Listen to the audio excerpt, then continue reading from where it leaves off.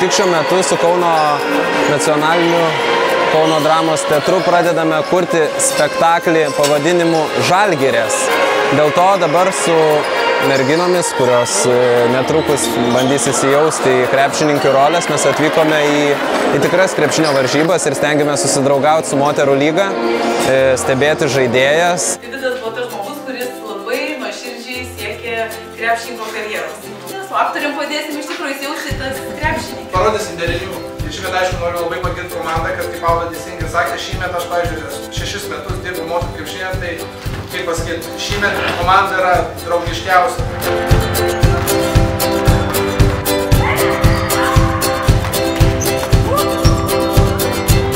Merginos tikrai moka žaisti krepšinį ir galų gale mes, taip sakant, paėmėme tokios išvados, kad ir scenoje, ir aikštelėje yra menas tas krepšinis mūsų.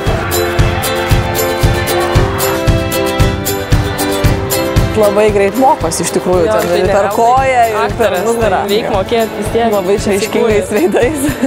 Visų pirma, tai bus labai įdomu žiūrėti tokį spektaklį apie moterų krepšinį, nes niekada gyvenime negirdėjau, kad tai gali būti. O šiaip tai jo, gal pamatysim, kokią deimantę atvaizduoti. Krentančiai jokia.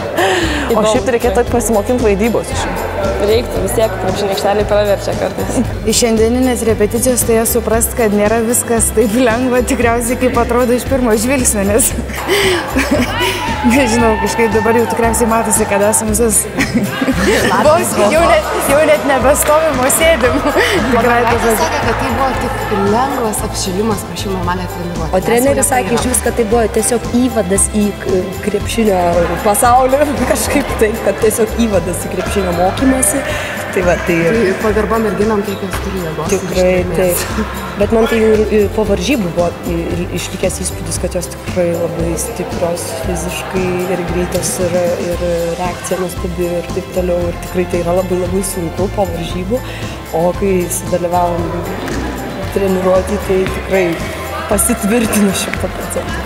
Kovo 17, 18, 19 dienomis Kauno nacionaliniame dramos teatre Vido Bareikio Žalgirės. Kviečiam. Jau jūs viską mokate šiandien.